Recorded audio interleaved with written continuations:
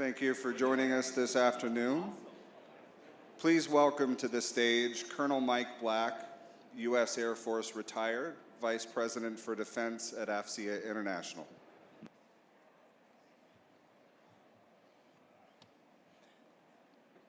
Good afternoon, and welcome to the panel session, How Are We Enabling Our Information Policies, Systems, Processes, and Warfighters to Ensure Decision Superiority? Now, before we begin, I'd just like to acknowledge Appian for their sponsorship of this panel session. They are represented here today by Sabrina Lemire, Customer Success Manager. Now, I have the pleasure and the pressure, as she's my boss, of introducing the moderator of the panel, Lieutenant General Susan Lawrence, United States Army, retired, President and CEO of AFCEA International. General Lawrence's remarkable Army career, in which she went from E1 to 09, culminated with her assignment as the Army's CIO G6, where she managed the Defense Enterprise Systems, IT infrastructure, C4 solutions, and advanced technology used by the military warfighter and the supporting civilian workforce. Additionally, she helped develop Army Cyber Command and worked directly with senior staff members, including the Secretary and Chief of Staff of the Army, to reduce costs and improve the effectiveness of cyber and other IT solutions.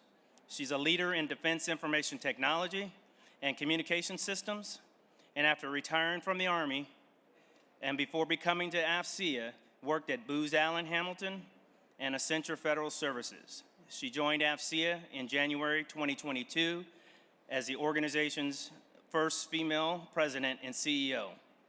General Lawrence, thank you for joining us today, and I turn it over to you, ma'am. Thank you, sir. Well, thank you all for attending our panel today. Good show.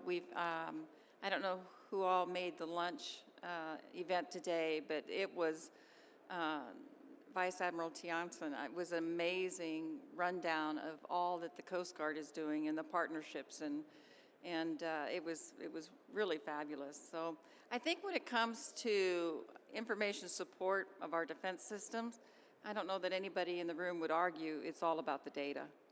And that's kind of the long pole in the tent as we go forward. So informed, timely support of these decisions are at the heart of the effective command and control that cannot happen without the basics, including tagging, formatting, displaying data so that it can be protected, shared, and analyzed. Cybersecurity is integral to protecting availability and accuracy of the data. And we'll hear from our distinguished panel members today on topics such as JADC2, zero trust, and data veracity. How do you know you can trust the data? You can see the entire bios of our panel members on our website. So without further ado, I'm going to talk about or introduce our first panel member, Mr. Aaron Weiss, Chief Information Officer of the United States Department of Navy. He's responsible for information management, digital, data, and cyber strategies. He is leading the reinvigoration of the DON's information environment through the implementation of information superiority vision, the vision. And I had the privilege of working with Mr. Weiss in my past positions, and we're excited with what you've accomplished and where you are going. So over to you, sir. All right. Thanks, General. I'm excited to be here to talk with this motley crew of people who I get to work with. But of course, I would not put the Coast Guard in that crew. I'm excited to be here and talk about information superiority. You know, as we laid out information superiority for the Department of Navy vision, you know, it's rooted in a set of simple ideas. And people often ask me, so what is your requirement? What are your requirements? What are you trying to do? And I have something that personally I hold, and I doubt that it's in any published requirement, but I think that the requirement that I try to work to as the CIO of the Department of Navy is the golden requirement. Okay, if we have the golden rule, I have the golden requirement. And I think it underpins a whole lot of the conversations we may have today. And it is to be able to securely move any information from anywhere to anywhere. And if you unpack that statement, there's a whole lot to it, right? We start talking about traversing levels of classification from the enterprise to the tactical edge, doing that securely at will and maneuvering in that environment to support the mission. And as we move on from that and get into how do you make that happen, I think the information superiority vision, brings that to life in three simple ideas. We've got to modernize the Department of Navy's information environment because it wasn't where it needed to be to accommodate the golden rule and the golden requirement, let alone all the other things. And then on that modernized infrastructure, we need to create innovation. And innovation is what we do to drive a competitive advantage, and competitive advantage is what allows us to win. And along the way, the third element of the information superiority vision is defend. We must be able to defend the department's information wherever it is, whether it's at rest, in transit, in the supply chain, you name it. It's a simple thing to say, but it's not something that we had a great track record at. So those three simple ideas, sort of underpinned by the golden requirement, are what motivates us. It's become a guiding vision, and from that, a whole lot of activity spawns. But I think bringing it back to the topic at hand today, those simple ideas, and especially the golden requirement, underpin a whole lot of what we're going to talk about. So if we want to talk about JADC2 and integrated long-range fires, well, the golden requirement is all over that one, right? And we have to, and as a CIO, we have to create the environment where that can happen so that other, much smarter people than me are going to enable that capability, for the sailors and Marines through that. So that, I think, is what underpins this, and I'm looking forward to the discussion and looking forward to the questions, frankly. Thank you, sir. Our next panelist is Lieutenant General Matthew Glavey, and today he serves as the Deputy Commandant for Information for the United States Marine Corps. And in this role, General Glavey develops and supervises plans, policies, and strategies for operating in an information environment, and he identifies the requirements to make it all happen in doctrine, manpower, training, education, and equipment in support of the Marine Air Ground Task Force operations. Sir, thank you for joining us today. Ma'am, thank you. And I really want to start by thanking you and Admiral Daly for putting this together, and my good friend, Colonel Mike Black. Mike was the commanding officer of the White House Communications Agency when I was the CO of HMX-1. I thought I had the best job, but I think Mike really had the best job. Everywhere the president went, Mike was literally right next to him. So great shipmate, great wingman. It's great to see you here, two brothers. So good on you, ma'am. What a conference! Holy cow! Day one is a head spinner. Certainly starting out with our Assistant Commandant of the Marine Corps and impactful comments I'd like to touch on, but probably as important is how you finished the day, and that was with our Copernicus Award winners. My hat's off to you, Admiral Daly, and all the team, taking that time to recognize the people who matter most in this whole journey, and that's our Marines, our young Marines, our NCOs, our young officers that make all this happen. All this fancy talk really turns into someone literally making it happen. We had a great opportunity to spend time at the Indo-PACOM Commander's Course with Admiral Aquilino, kind of set up really a great display of where we're at on this. And his comment is, A4, certainly, but his last comment, most impactful comment, let us not forget, we can do none of this without the sergeants. And it was pretty cool that he said that, and it was really awesome that you took time and made that important, recognize those award winners. So thank you, ma'am. Thanks again. So I'd certainly start off with what the Assistant Commandant talked about yesterday. We have this really incredible journey going on in the Marine Corps called Force Design. Very disruptive, very disruptive. I don't know if I told you it's disruptive. Anything that involves change is hard, right? A lot of criticism, all good, by the way. We need to be hardened by that. But there's no doubt we're on this journey of modernization and, in parallel, innovation. They're really separate and distinct, but they have, this Commandant has afforded both to happen. That's really important, by the way. You know, we talk about modernization, new capabilities, from amphibious combat vehicle to what we do with our medium landing ship, to what we are going to do with our anti-strike missile, to what we're going to do with our intermediate range anti-air capabilities, to certainly all the things that we heard during the multi-domain operations discussions that our colonels came up and talked about. Really powerful. You missed it, go back and YouTube it. But that was about innovation, kind of separate and distinct.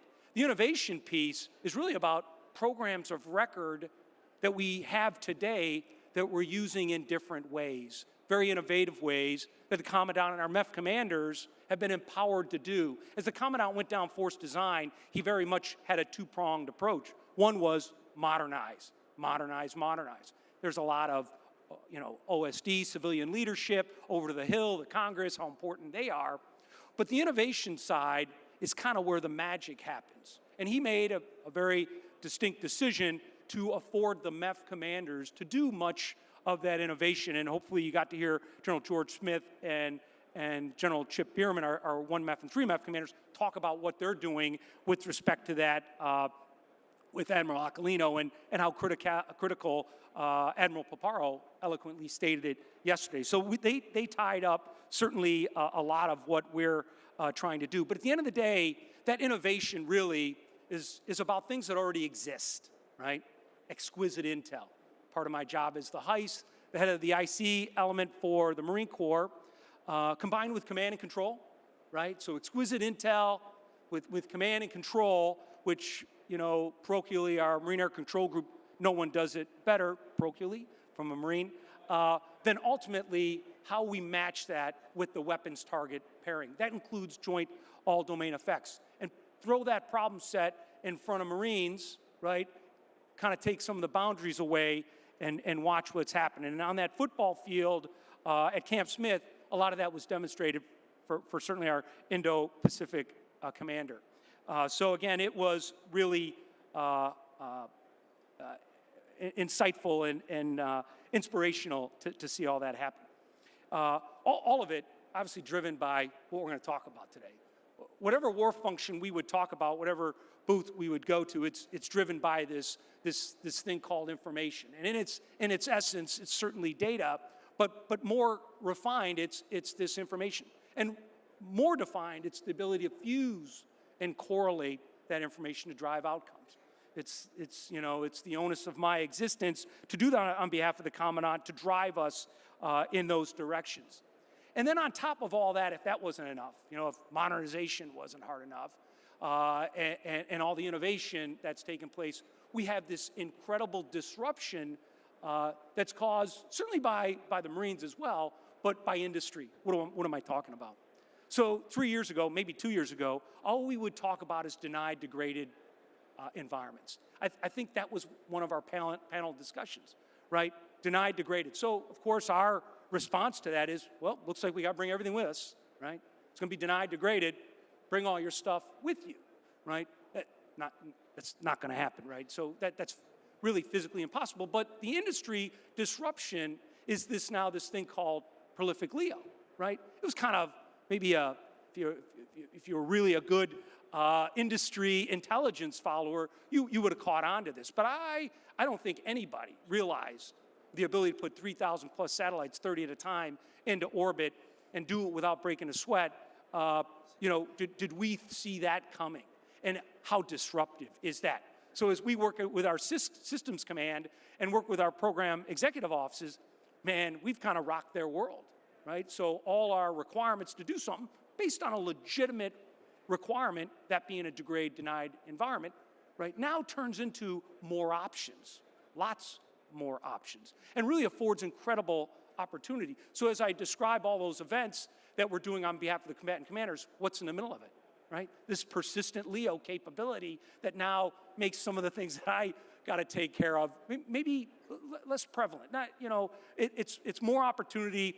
Every commo, I've learned this. I'm a helicopter pilot, by the way. I've learned this. You got to have a good pace plan, right, ma'am? Got to have a pace plan, right? Primary, alternative, contingency, emergency. And so all these things are coming to play to really get after this denied, degraded environment. And as planners, military planners, we got to afford that opportunity. You know, the Marines, this idea of the stand-in force, right, is being in some of these less than ideal locations, right? Key terrain, as we would like to call it, key maritime terrain, even more specific, on behalf of the fleet commanders in order to create this dilemma for the adversary. You ain't bringing everything with you, right? And so we got to be light and lethal. The ECMAC talked certainly extensively about that. So we're in this continuous state of change. And whatever we thought we nailed, I think we got to be really careful on what's next, especially in this environment. And again, our industry partners, you all have been so important to that. So why? Like, why is this important? Why am I even have this job? Why did we stand the DCI up? Well, why? Really one word: readiness. Readiness, right?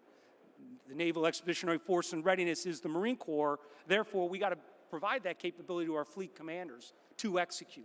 And to really fine-tune that comment is what the Commandant always says: ready for what, with what, when, right? You really got to get in that level of detail, because readiness, as an aviator, hey, how many mission-capable airplanes do we have?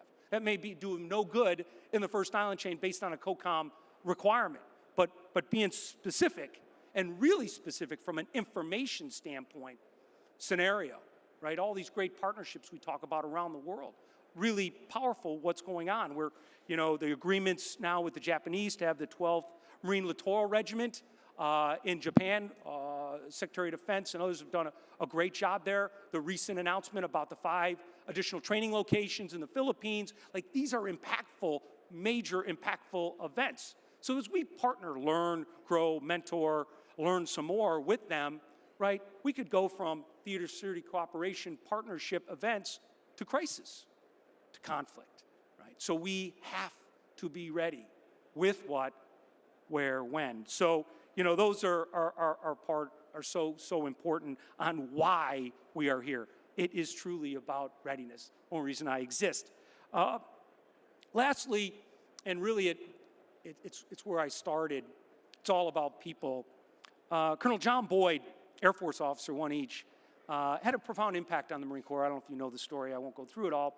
But MCDP-1, Marine Corps Doctrinal Publication 1, warfighting, is a basis of a lot of his work that he did on the discourse on winning and losing.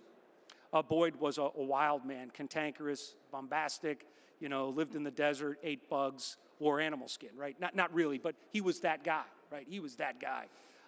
And Boyd had this idea of the Trinity. And it went something like that: people, ideas, and things in that order.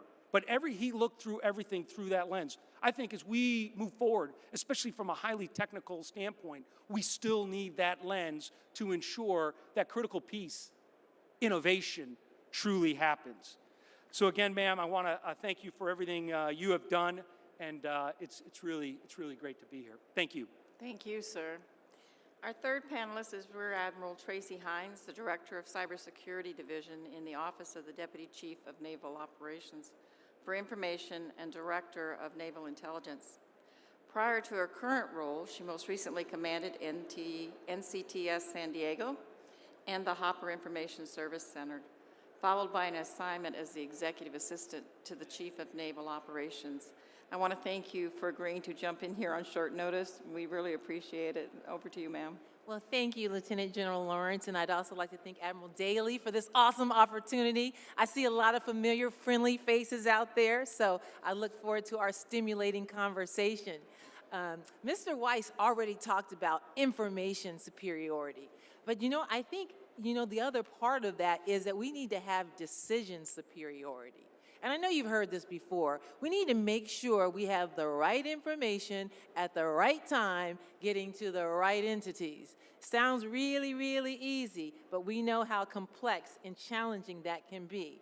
So it's really awesome for me to be in the position of the requirements and resources so I can make sure, hey, we get that piece right. We rack and stack what we need so that we can get it out there to the warfighter to really have that decision superiority.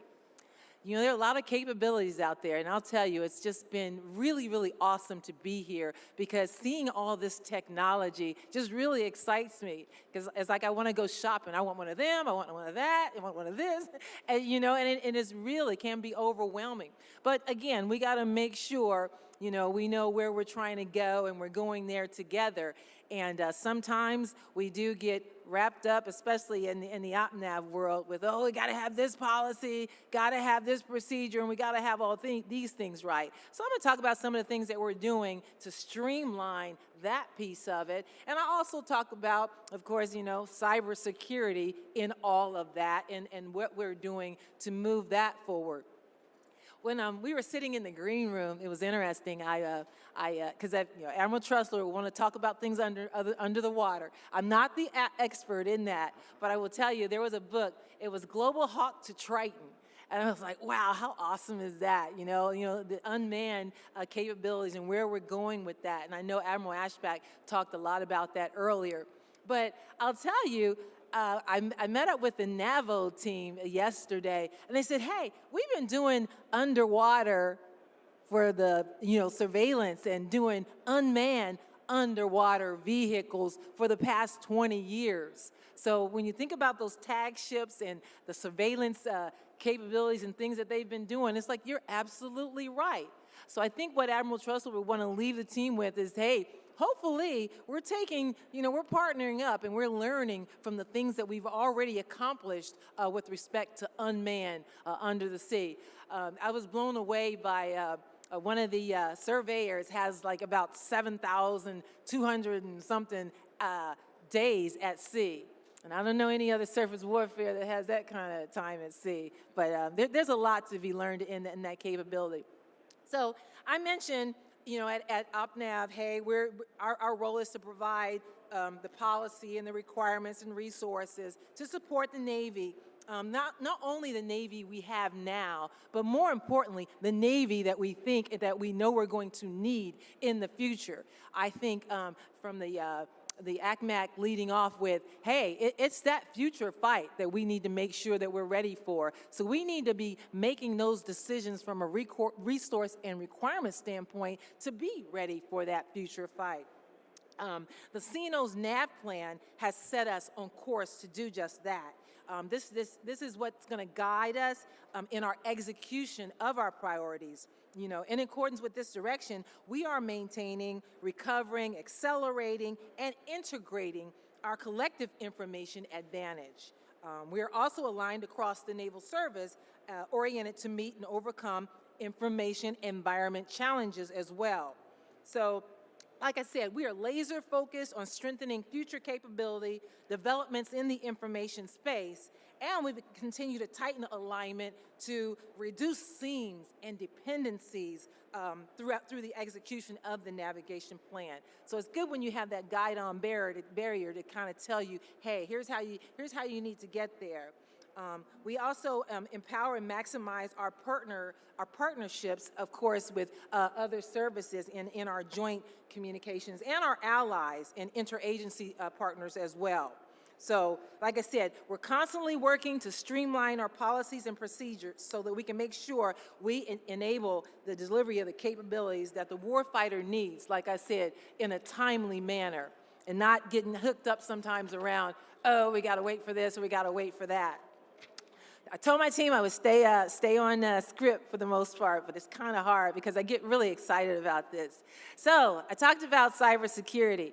More importantly, cyber resiliency. You know, that's another approach from the policy and process side, especially in the denied, degraded, intermittent, and limited environment. We are developing new capabilities and more effectively for us to be able to compete at the strategic level. There's a lot of details in that, and I'm not going to go into too many specifics, but I'll tell you, this approach has been applied in many of our exercises in recent years and has enabled the warfighter to develop the muscle memory necessary to fight through the adversary action and other sources of the D-Day effect. So the Navy is also leading the charge, of course, the Department of the Navy, even the shift to zero trust. That's even from a DOD standpoint. These principles in network design and operation, I know Mr. Weiss talked yesterday about flank speed and how we've made a lot of movement in our whole enterprise implementation. And this has already paid huge dividends in our ability just to collaborate Navy-wide. So I'm very, very excited about where we're going. And also, like I mentioned earlier, we're working with our allies. We're working to improve our interoperability capabilities as well. So there's, I could go on, but I want to make sure that we do leave time for questions. I will just say, across the future years, defense plan, the Navy has made significant investments in AI, ML algorithms also to improve our decision advantage at the tactical edge, as well in our day-to-day business operations. So I look forward to going on this journey with you, and I look forward to hearing your questions and concerns. Thank you. Thank you, ma'am. Our fourth panelist is Rear Admiral Christopher Bartz, the Assistant Commandant for the Communications, Computers, and Information Technologies. In this capacity, he serves as the Coast Guard's Chief Information Officer. He previously served as the J7 for U.S. Cyber Command, where he developed joint training and readiness standards and orchestrated large-scale exercises. He also served as the Coast Guard's Chief Information Security Officer and Commanding Officer of the Coast Guard's Operations Systems Center. Over to you, Admiral. So General Lawrence, thanks for inviting me to this panel. It's really great. It's great to see General Glavy again. We worked together in Cybercom, and it's good to see everybody. A lot of my capstone classmates are here. It's great to see some industry partners. So really appreciate the invite here. I want to talk a little bit about kind of set up the Coast Guard conversation a little bit differently than my counterparts, and start with what Admiral Tiansen at the keynote address started talking about. He talked about the Agile Coast Guard Force. He talked about Coast Guard Cutter Kimball operating with the 7th Fleet and the Japanese Navy in the South China Sea. He talked about Coast Guardsmen and Coast Guard cutters engaging with Chinese fleets that are engaged in illegal, unreported, and undetected fishing, so IUU fishing, which is depleting our fish stocks. He didn't talk about, but what is also occurring is our counter-narcotics mission that's occurring in the East Pac. That's also being accomplished by our Coast Guard crews. Something that's going on in the Caribbean that's not really reported in the news is that the Haitian government has ceased to exist. The country is really being run by local politicians, and that is forcing a mass migration in the maritime environment that's not really reported yet. You usually hear things happening in the southern border, but we're definitely seeing an increase in migrant flow in the Caribbean, mostly from Haiti. And so that's a big event that we're having to respond to. That in addition to the normal port security, the enforcement of laws and treaties within our territorial waters, the search and rescue, the contingency operations that we engage in when we have a hurricane or other natural disaster. Most don't know that we routinely will deploy up to 2/3 of our forces down to the affected and devastated areas. And so we have an agile force. I think what my challenge is that I need to create an agile C5I service delivery organization. And that's my challenge. I want to talk a little bit about how I'm trying to manage that. And what I'd like to have is I like to have a capability discussion followed by a risk discussion. So I look at my portfolio in 4 different ways. One is the C5I that we have installed on our boats, our cutters, and our aircraft, and our shore units. And so we have baseline configuration, and the capability is how we meet that baseline, and the risk is really how we deviate from that baseline. The second thing that I really look at is, and this is what Admiral Breyer Joyner is going to talk about at JADC2, is kind of our version of JADC2, which is how do we maintain maritime domain awareness. Our requirement is from the coastline out to the 200-mile EEZ, which is about 20 million square miles of water that we're responsible for. Again, we've acquired a lot of Type 1 acquisition systems. Rescue 21 was a multi-million-dollar acquisition that we made. That's about a $100 million a year program that we have going. We have other programs that offer maritime domain awareness, but those systems don't talk to each other. And that's a problem for us. General Lawrence mentioned it's all about the data. Well, our data is stovepiped in these Type 1 acquisition systems. We don't really have a way to transfer from one system to another. Our crews don't necessarily get the situational awareness that they need to have. So that's an area that we're going to invest in. We're going to melt the iceberg. We're going to look at how do we get this data into an integrated data environment? How do we have sensors and software and systems plug into that integrated data environment? And how do we share data with not only our DoD counterparts, but also our counterparts in DHS? The third thing that I look at is managing our IT systems. So we have 11 statutory missions, and we have IT systems that are specific to those missions. We also have the back-end business systems that everyone else has, and so supporting those systems is a real challenge.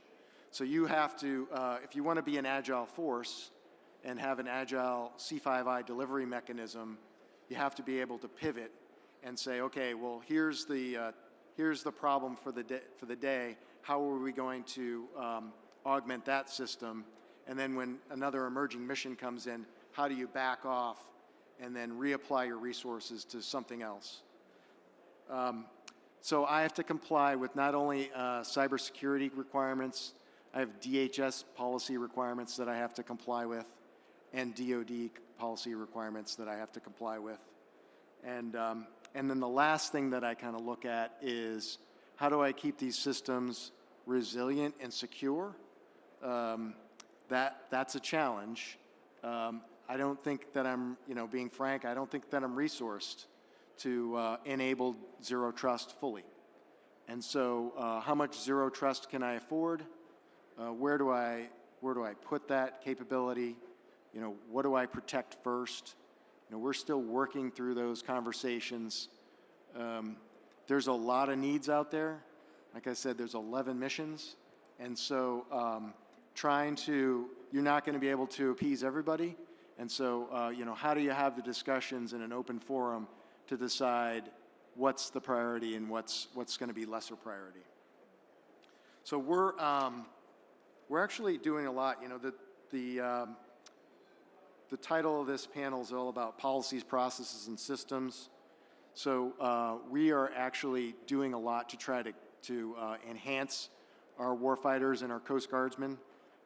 We're trying to reduce our contracting interactions. So we have just released our integrated managed services contract, which is a $900 million 10-year contract that's going to go from 6 contracts that we have currently doing that to 1. So being smarter about contracting, I think, is an area that we're going to invest in. We're standing up a software factory much like our service counterparts are. And we have a RFP that's coming out that's going to have a multi-vendor contract for software development. The name of that contract is called Agile Compass, so be ready to see that coming out. We're investing in model-based system engineering. So I think when we're talking about JADC2, that's a good way to model that, so we can model our missions, we can model our systems, we can model our interfaces, and spit out better requirements and not have to do those level 1 acquisitions. We can kind of do smaller acquisitions aimed at some large business, some small business, to have a C2 ecosystem that's going to be useful for our MDA missions.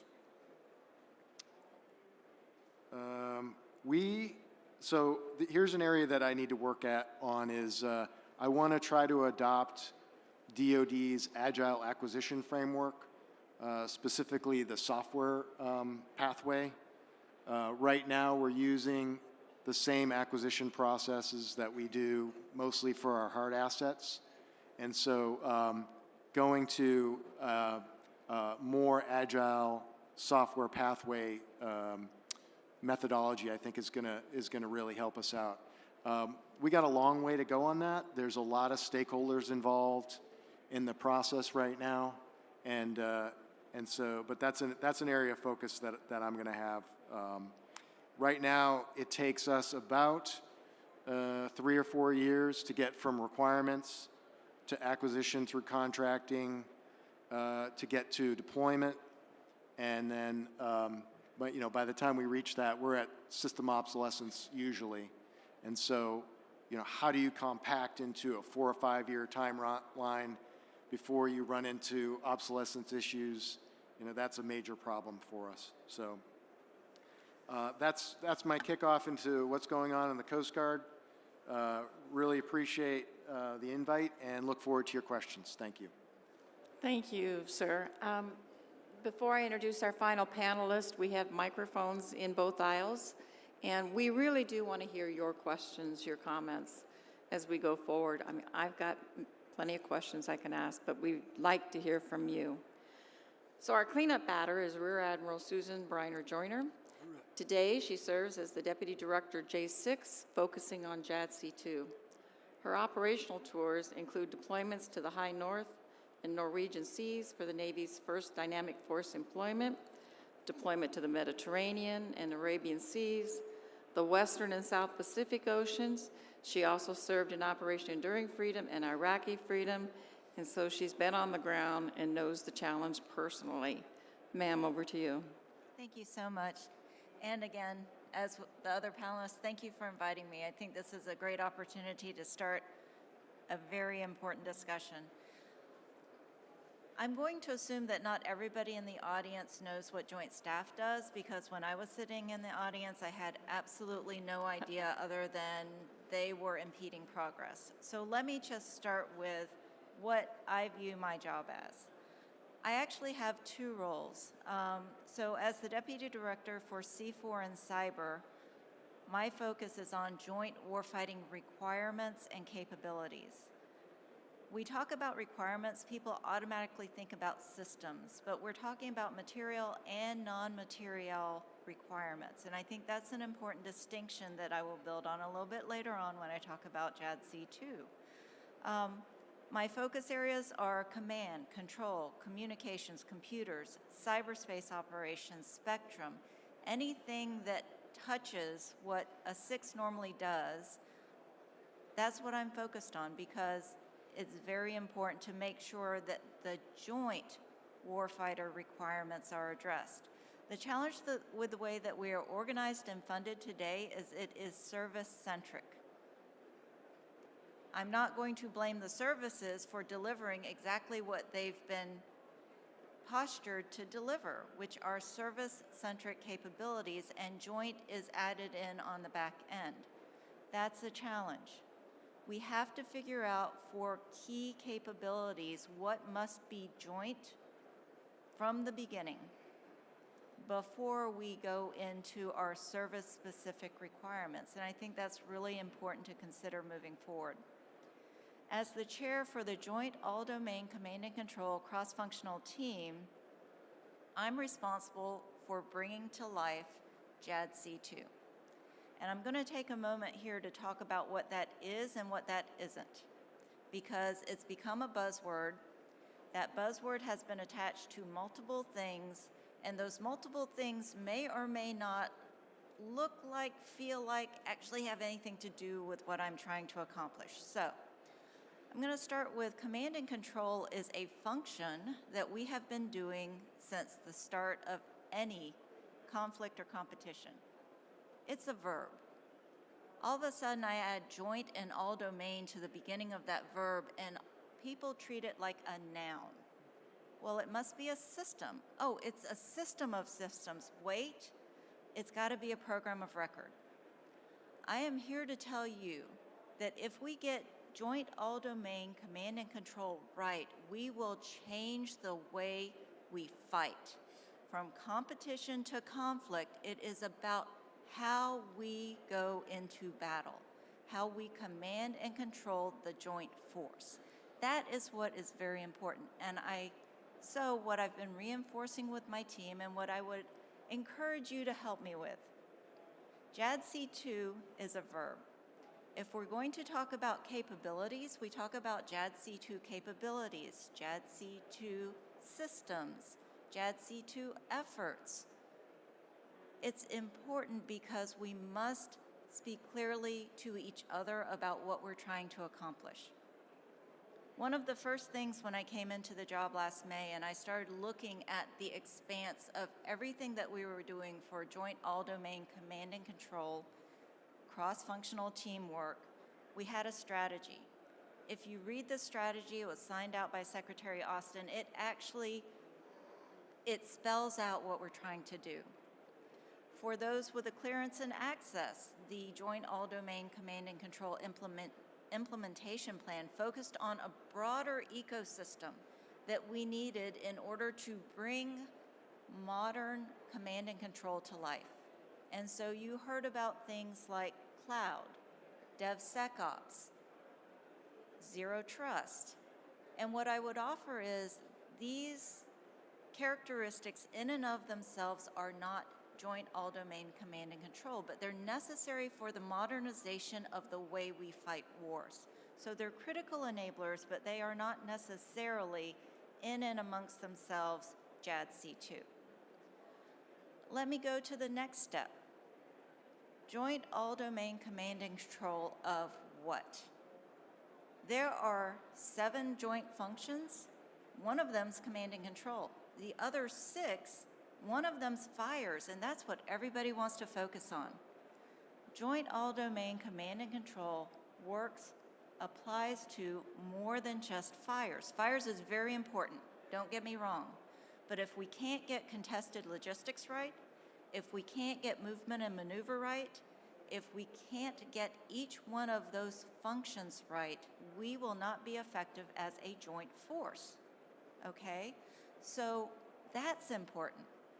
And then the other dimension, because if bringing JADC2 to life was easy, it would already be done. We've been on this journey for at least 3, 4, 5 years. The other dimension is we do command and control at the strategic level, the operational level, and the tactical level. So when you're talking about command and control, it's not enough to just talk about command and control. What operational level of war are you talking about? What joint function are you talking about? And then once we've determined that, what capability are you talking about? Are you talking about the system? Are you talking about the data? Are you talking about the training, the exercises, the experimentation that is going to get us to a level of proficiency that we need in order to compete and win? That is the challenge that is in front of us. The other challenge is everybody's doing things, and I'm not asking anybody to stop. One of the biggest challenges I have with JADC2 efforts is prioritization and synchronization. If we do not synchronize across the joint force, if we are not experimenting as a joint force, we will not be able to fight and win as a joint force. And let me just complicate things further. I've said joint multiple times. We do not fight alone. If we cannot bring our coalition allies and partners together into a combined joint force, practicing with them, interoperating with them, sharing data with them, we will not accomplish what we need to accomplish. And how do we do all of that? At the end of the day, when you talk about interoperability or interchangeability, as I've heard, it comes down to data, which is where General Lawrence kicked us off. We have got to free our data from the stovepipes that exist, because until we can bring that data together in a suitable environment to do big data analytics to give us decision advantage so we can get our effects when and where we need them at a time and place of our choosing, we will not compete and win. And so I love this job. I should have started with that. I love my job. This is a tremendously important opportunity for us to work with together within existing governance, within existing processes. But if the processes and the policies are slowing you down, let us know and be precise. This specific policy, this specific page, this specific sentence, if it read this way, here's the difference I could make. Too often we complain about policy in very broad, generic terms, and when you ask people for the source, I can't get anything, right? So be specific. What are the barriers that I can help break down in order to get us capabilities faster? At the end of the day, the objective is to provide joint force commanders with the ability to coordinate and control their forces.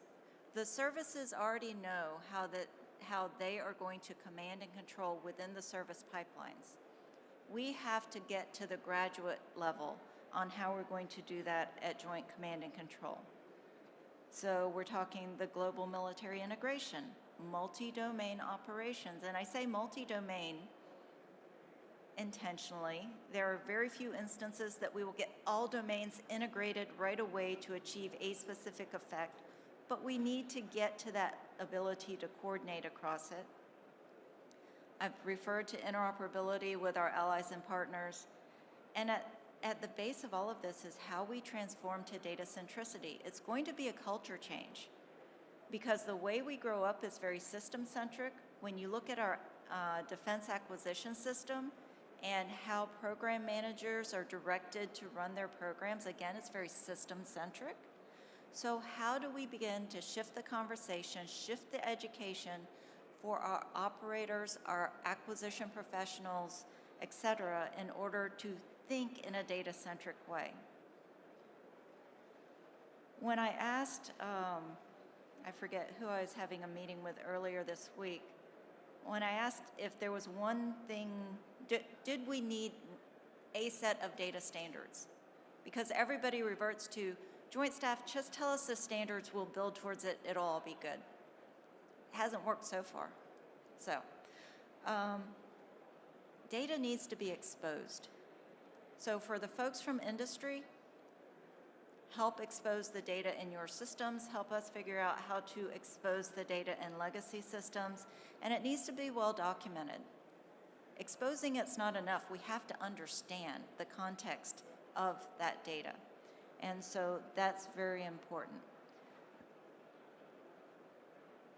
I have so much more to say, but I want to hear your questions. I want to have that discussion, because it's going to take everybody in this room and beyond working together in synchronization to deliver JADC2 capabilities in time, to help us figure out how we're going to use our current capabilities if we had to fight tonight. That's where we need your help. So thank you. Thank you, ma'am, very much. Okay, I don't see our first person there. Okay, Sink, you got it. And thank you for this important discussion on decision superiority. My question is one that goes back to what Admiral Bartz talked a little bit about, and that is one of the least understood words in the human language, and certainly in the Pentagon, risk. How well are you able to, at the programmatic level, at the operational level, at the tactical level, at the budgetary level, articulate the risk in decisions that would lead to a superior decision making by whatever authority? It's very difficult, and it's time-based and everything else. How can we in industry help you with that articulation of risk? Which risk? So You pick one. Well, so you listed a bunch, Right, but, you pick one. But there's mission risk, right? That's what I said. Cybersecurity risk. You pick the one that irritates you the most. I did 2 tours of the Joint Staff. Let so I understand me, that. if you don't mind, I'll just take the first shot at how I'm trying to do it.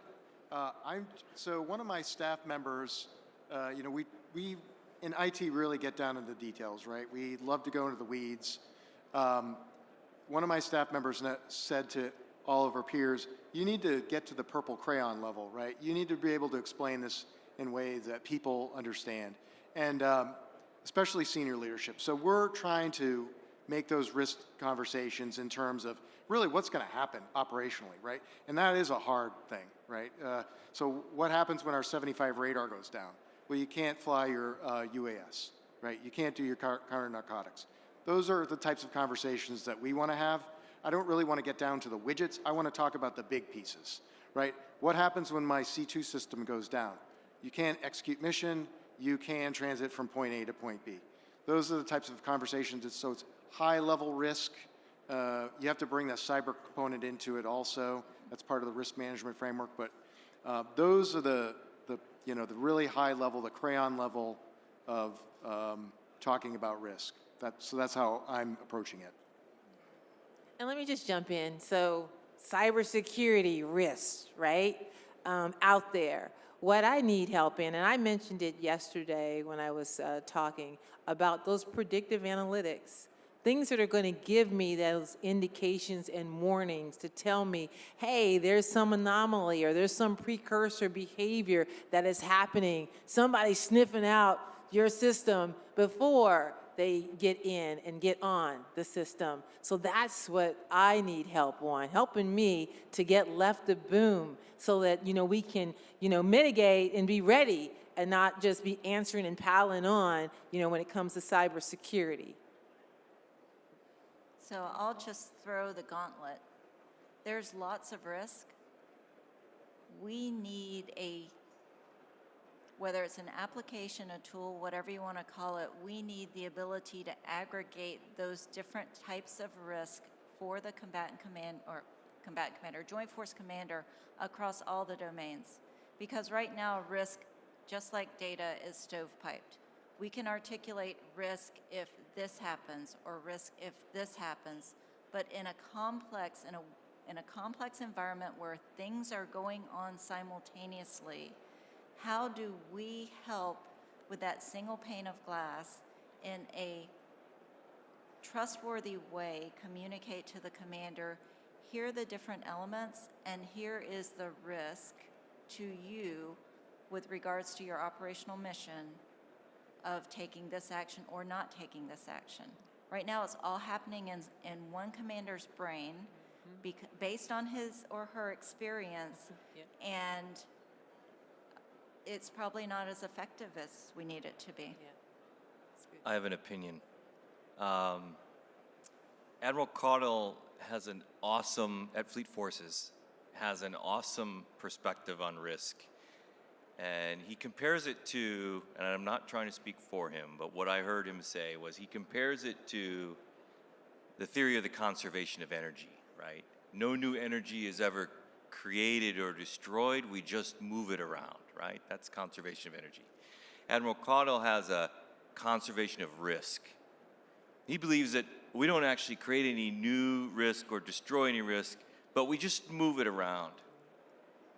And more importantly, so much of what we do at the senior levels, whether we're talking Department of Navy or Flag and SES, we manage risk by moving it.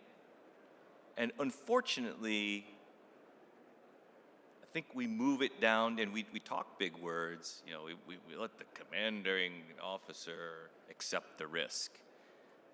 Oh, what kind of crap is that, right?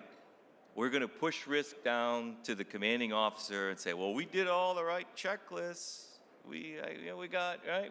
Tracy, we got an ATO. I got everything's good. Over to you, CO. You can accept that risk. And you know, when we talk about risk, right? Risk management, I don't think that's a long-term viable strategy to say that we're going to paper over risk and push it down to the lowest level and let's let the CO make the call. And I think too often, you know, we're comfortable with that. I know that's an easy thing to say on the E-ring. But I believe, my assertion is, we need to expose it. We need to expose it and be very transparent about it so we can have real risk-based discussions about mitigation. Yeah, that thing is not right, so what's our mitigation? Let's not talk about it that, hey, your thing is expired or you didn't check all the boxes.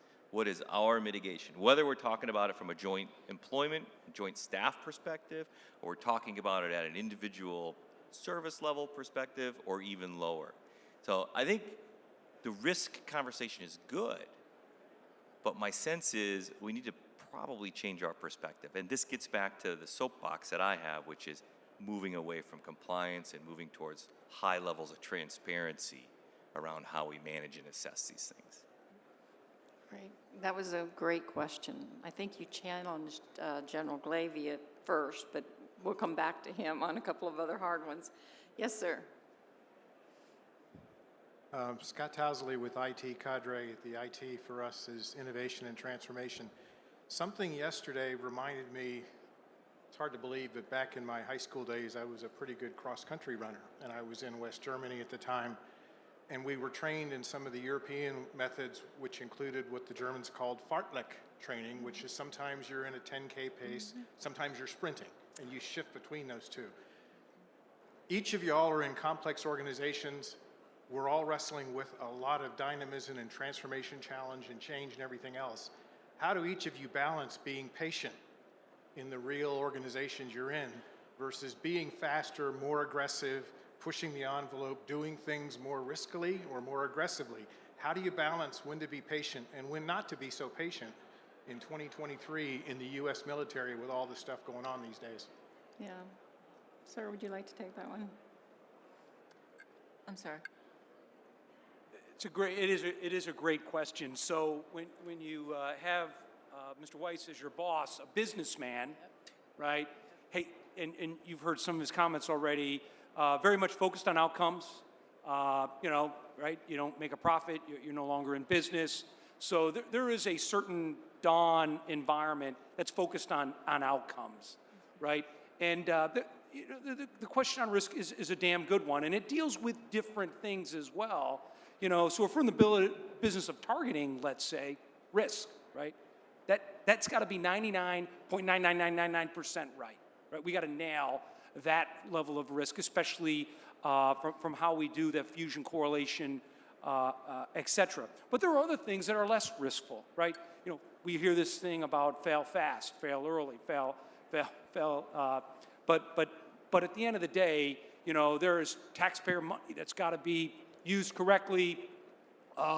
We got to be bold. We can't be reckless. We got to kind of rely on some of the technical expertise required, and certainly the relationship with industry is critical with all that. So, I mean, this is an incredible journey. I wouldn't want to do anything else. Every day has a new challenge and a new dilemma, to be quite honest. But you know, like I mentioned before, a lot of this is being led by some of the innovation in the fleet, using capabilities, you know, unlike trying to build an F-35 or a V-22 or whatever the case may be. A lot of this is kind of easier to do.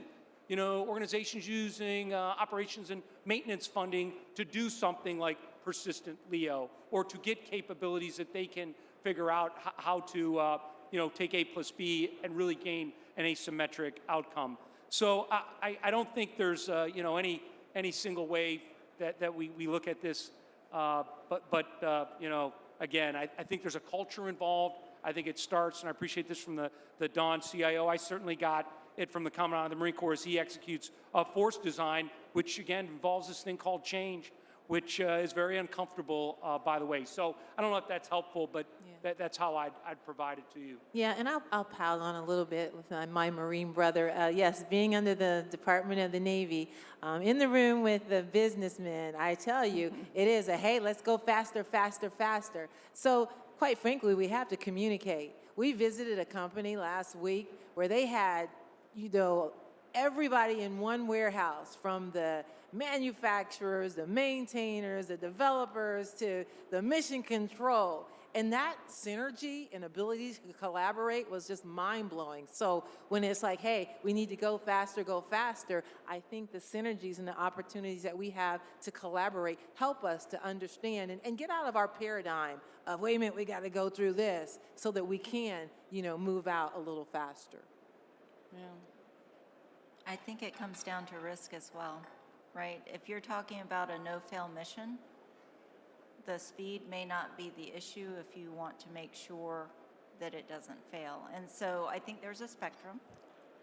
And when we start to talk about software-based capabilities, and this is the real, I heard an interesting statement, software is a hypothesis, right? You don't actually know what you need until it shows up. And so that ability to rapidly iterate, I think, is incredibly important. And to the earlier point of how do we in DoD, including U.S. Coast Guard, how do we get to that rapid iteration of software capabilities so that we're meeting the warfighting need without putting it at risk?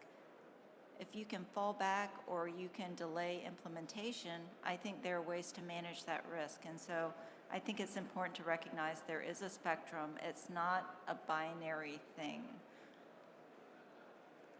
Thank you very much. Ma'am.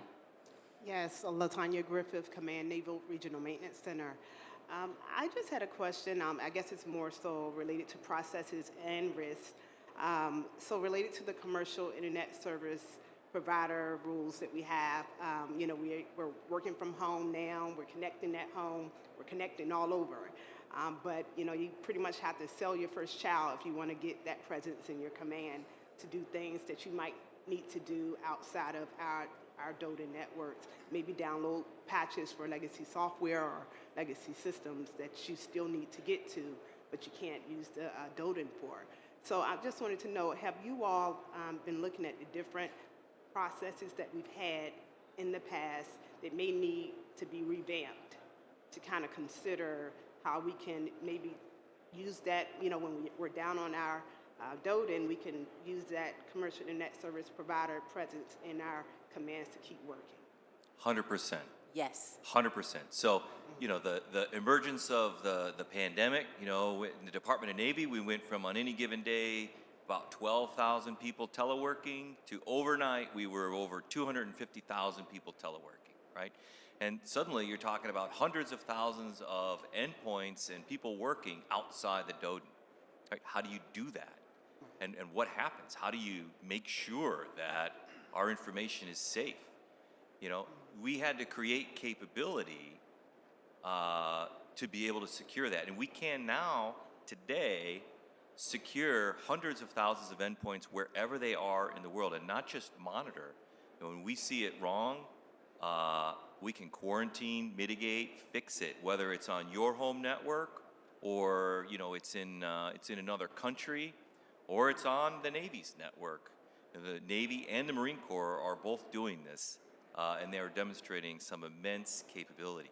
You know, this thing of saying we are going to do work not on the DoD, it's kind of paradigm busting, right?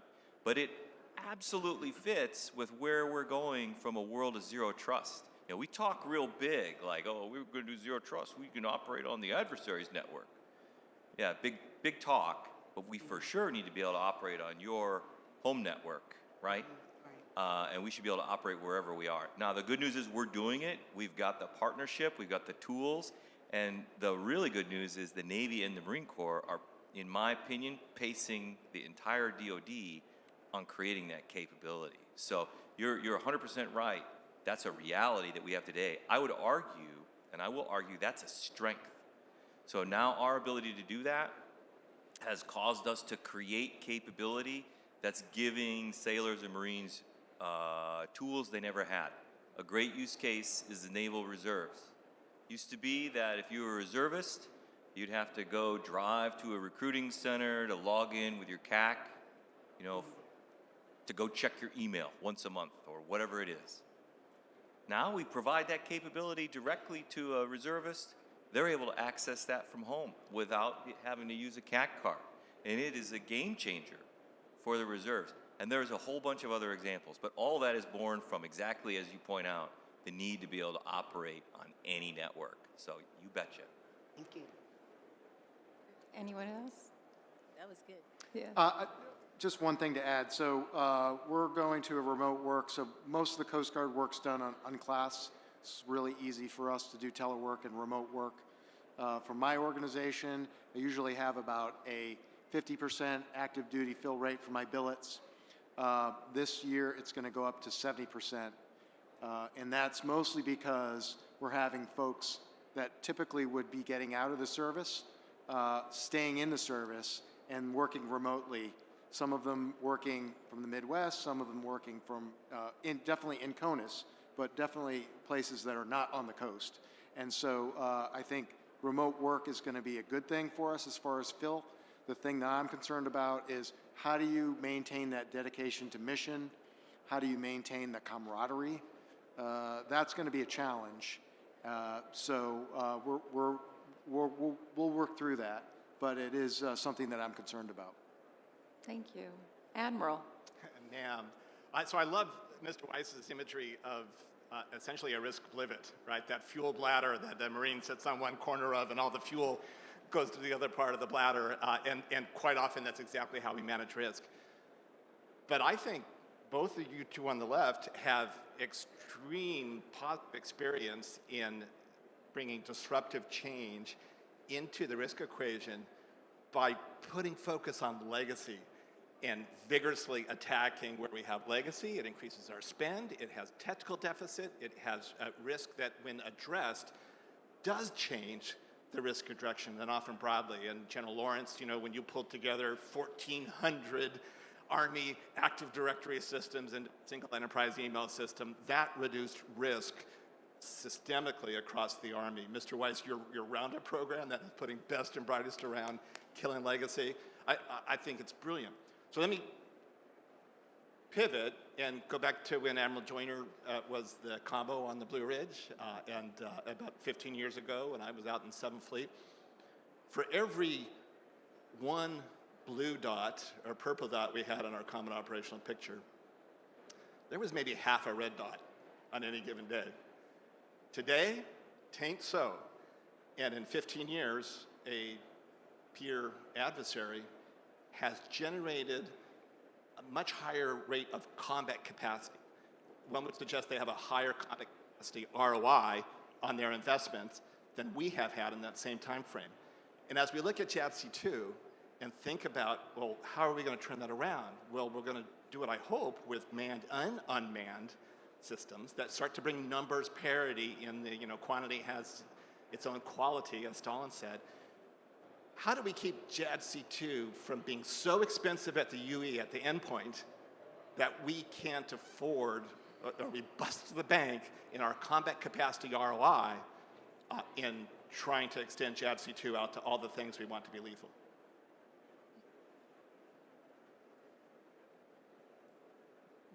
So let me ask a question to clarify your question.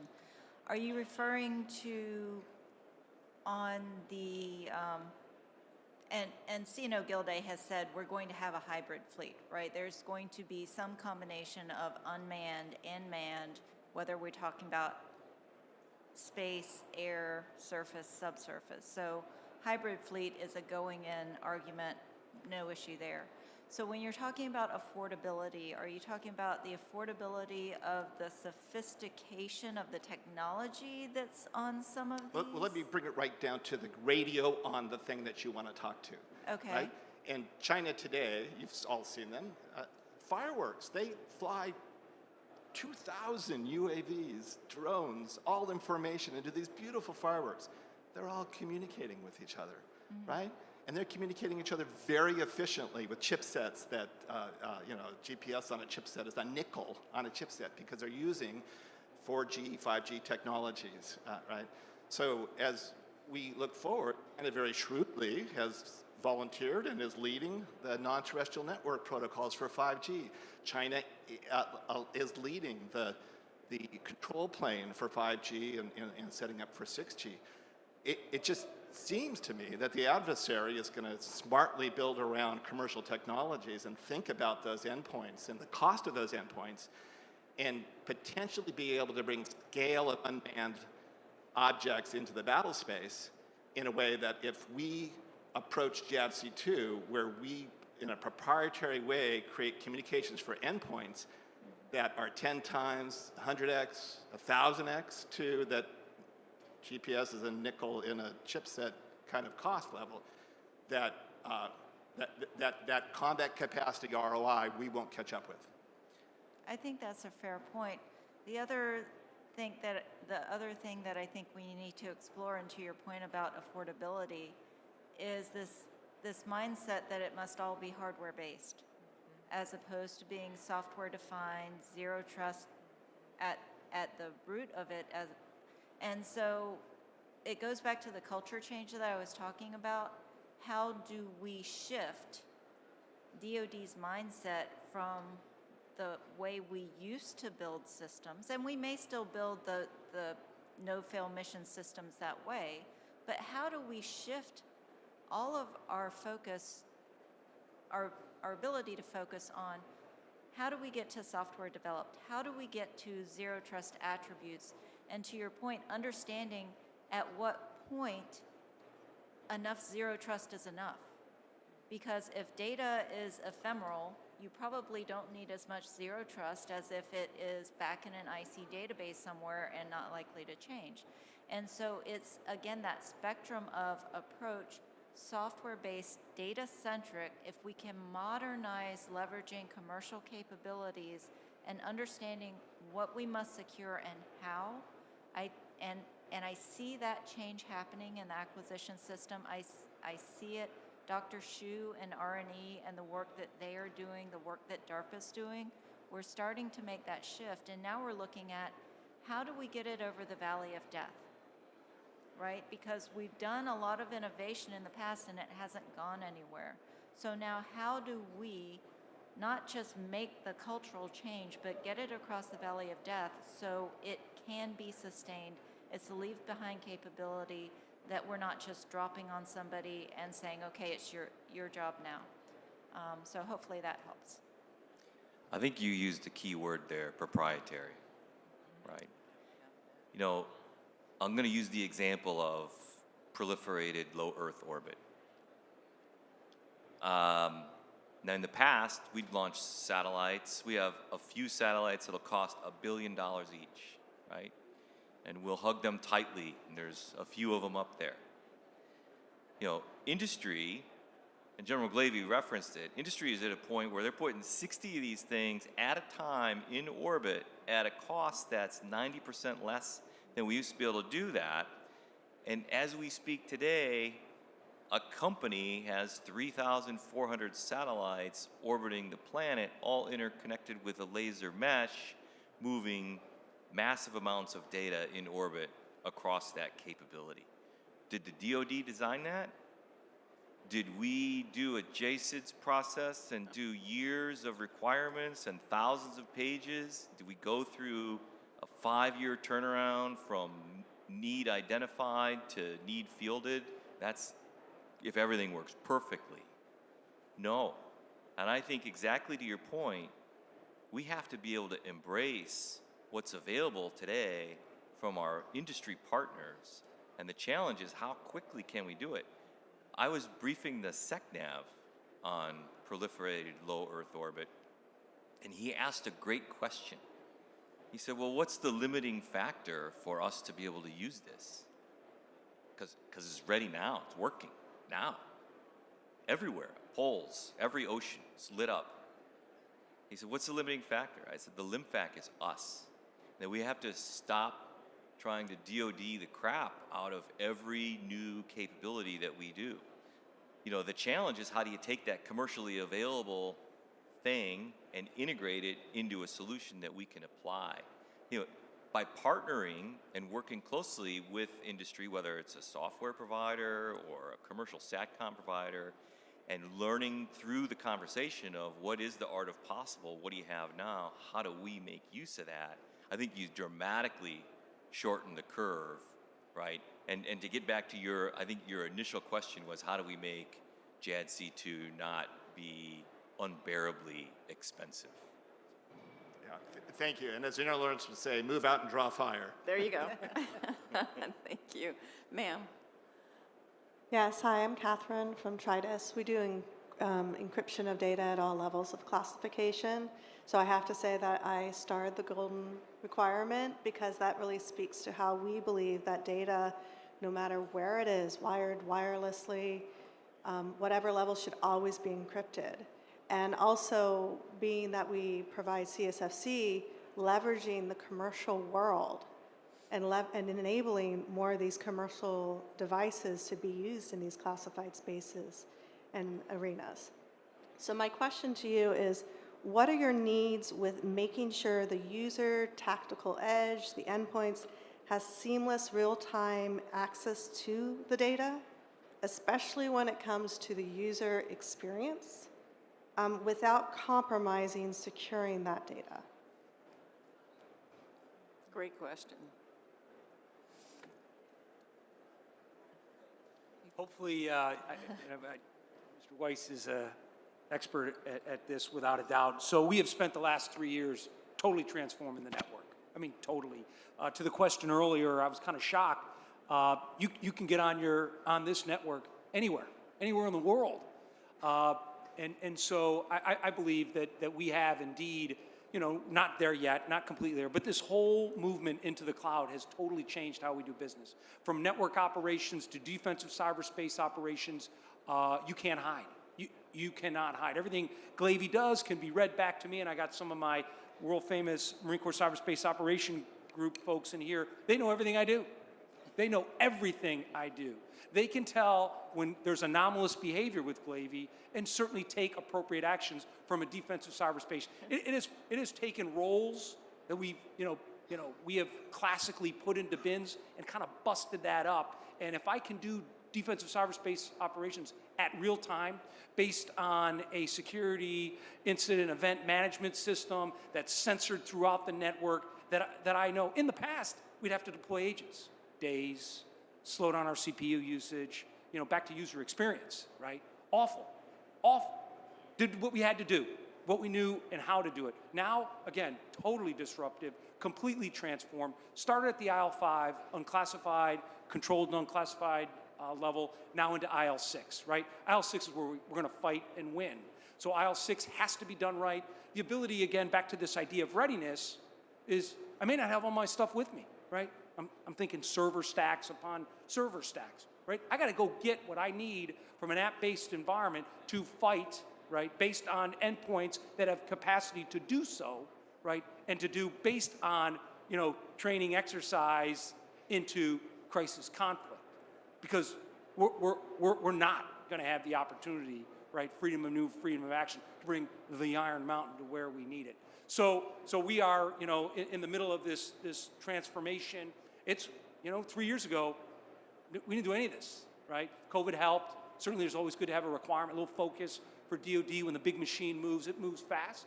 But man, hopefully everybody who's DoD, has the ability to get on their damn network anytime and where they need to based on whatever. And it's not just telework, and telework's important.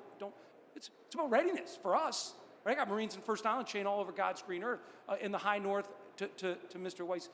Right? They need information. They need data to do their job. So hopefully we're getting there. Maybe we need to move faster, but that's where we're going to thrive in that environment. And I would like to just foot stomp what you said of aisle 6, right? So we're now fairly comfortable doing this stuff in aisle 5. We've got emerging capability, we've got kind of next level capability, extreme levels of mobility. It's all good. You know, if we flip over to the aisle 6 side of the house, SIPRNet, man, it's like 1999. And so we have got to be able to extract the goodness from what we've done on aisle 5 and bring it to aisle 6. But I'm here to tell you, I mean, policies will be harmed in that migration, right? Because we've changed the paradigm through encryption, through zero trust, through transport agnostic comms, and we're securing the data, not the pipe, right?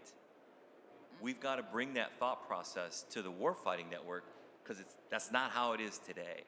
And this is another one, the LIMFAC is us. We're going to have to be able to face outdated ways of doing things and policies associated with it and knock it down. Because we have the solution we've demonstrated in aisle 5 at scale.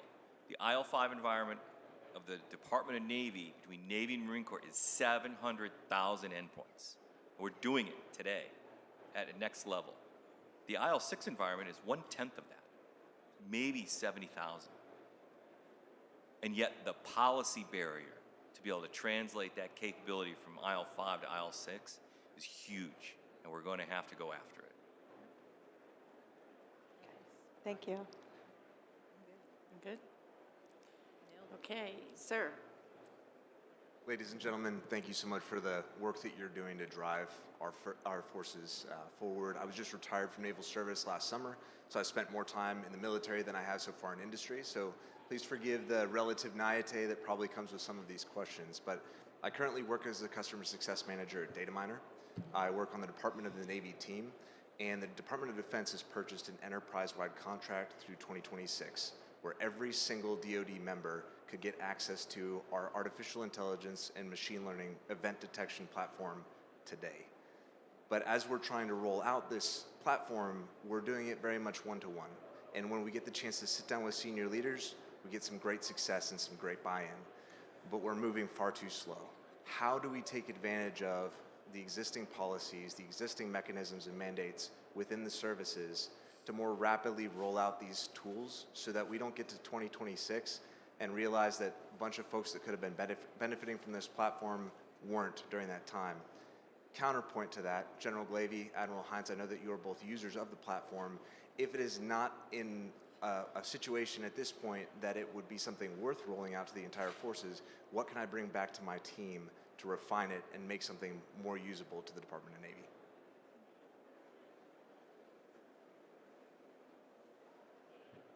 What was the platform? Sorry. Yeah, what was the tool? I've lost my hearing here. No worries at all. It's the First Alert AI and machine learning event detection platform that is owned and operated by DataMiner.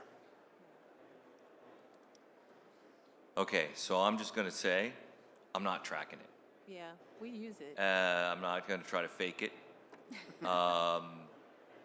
Cool, I didn't know we had that. You're talking about the first alert that we get, notifications of, hey, this is going on, that's going on. Yes, ma'am. Yeah, absolutely. I mean, it's on. Yeah, I am. Admiral Hines. And so, but what is the challenge or the ask again? So, have we not provided you with feedback of the utility of it, or?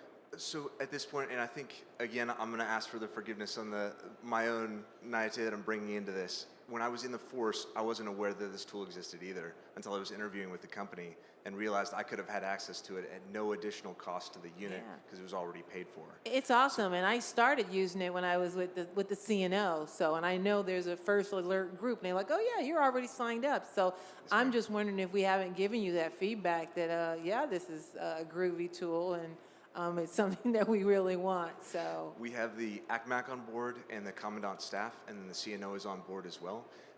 But in terms of our relative capacity to actually roll it out, and Department of the Navy is experiencing this, but the whole DoD team is, our ability to actually go communicate this value and spend our time onboarding people as opposed to just continuing to communicate the value to the force. Got it. We're spending more time communicating than we are onboarding, and I think that's also diminishing our ability to refine this product and make it even more usable. As someone that, again, is going to ride more on my military identity than my industry identity, I want to be able to, for the service, get to the point where we have so many people on board that my team and I are spending the time refining the product and making it more effective. It directly answers the question of shortening the distance between the sensor and the warfighter. Yeah. So. Okay, I will take that back and we'll give you some feedback and I'll see where the bottleneck is. But I thought, yeah, we're all using this, but apparently not. So I got that for action. Thank you. Ma'am. Appreciate that. Please. Sorry. Tim Gramp, Chief Engineer from Air Force Syscom. What you're kind of describing is this problem of, with the speed at which software capabilities and other tools and things are growing across the Department of Navy, but across the DoD, I think we are often recreating. We're doing a lot in parallel, whether that's just lack of awareness that there's tools that are available. This is one interesting one. Yeah. But this, pick your area, cybersecurity tool, software factories. There is a lot of duplication of effort across the department because of just lack of awareness in some cases. The speed that things are moving and the lack of being able to be aware of those different activities that are going. So if I'm abstracting your problem a little bit, I think that is one, I guess, how from your perspective, from your seats, how do we share that across better so we take advantage of existing tools as opposed to recreating them? Yeah. Thank you, sir. Much better said than what I had to offer. Yeah, no, that's good. Yeah, I think it's I'll just jump on it. There's a combination of issues that you touch on there. You know, yes, oftentimes there's a proliferation of tools, and not for wrong reasons. All good Americans trying to solve problems, right? And they got visited by a salesperson who said, we could do that, and they said, we're buying it, we're doing it. And it does become a challenge. So, you know, from a CIO perspective, what we want to do is try to help provide some guidelines. You know, DevSecOps environments is a great example of that. DevSecOps environments are like every program wants to stand up their own pipeline, their own DevSecOps environment. And these things have the potential to proliferate wildly. Again, all for good reasons. People want to do the right thing. We want to enable capability, build secure software, move at speed. Goodness. But if you fast forward, what we could end up with is an environment where we've got dozens, hundreds of these environments, and all of the dream of reciprocity and shared containers and moving software around becomes really difficult because we did that over and over again. I have an analogy that, you know, we need to be strategic. We need to be strategic in our use of DevSecOps environments. And I think about them like the way we would think about shipyards. Right? We have a limited number of shipyards. Some are privately owned, some are government owned, Navy owned. And they all have they all serve a purpose. Some work in steel, some work in aluminum, some build undersea, some focus on nuclear, and. But there's a reason that we have that portfolio of shipyards, because if we want to get something done, we have it done in the right place. And I use that analogy to DevSecOps environments. We're not going to just have one. That's never going to work. But we also don't want 100.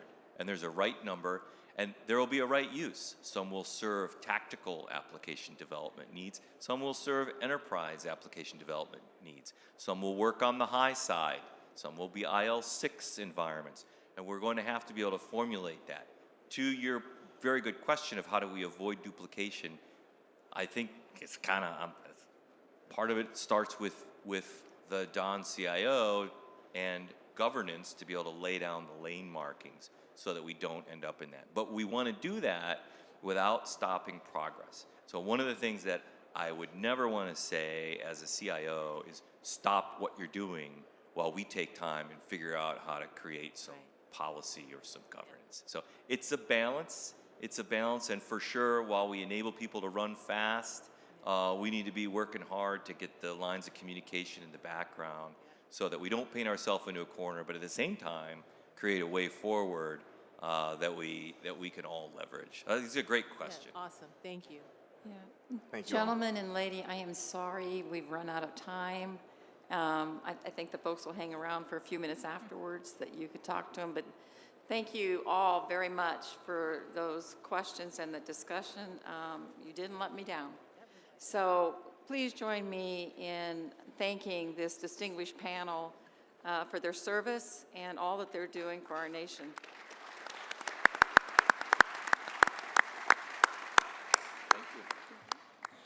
General Lawrence and panel members, again, thank you for your time today. This invigorating discussion on the golden requirement, the journey of modernization and innovation, the decision superiority, the Agile C5 organization, and exposing the data. What a great discussion today. We do have a book for each of you called War Transform, and I will present that to you as you exit the stage. Thanks again for being with us today. Please take a moment to share your thoughts on this discussion by completing the session survey in the West app. And then as we depart, I hope you will join us in the keynote space at the other end of the exhibit hall for the AFCEA Women's Appreciation Reception that's starting right now, and all are welcome. And we open tomorrow's program at 08:30 Pacific time with a keynote presentation from the Honorable Carlos Del Toro, Secretary of the Navy. So thank you. Great meeting you.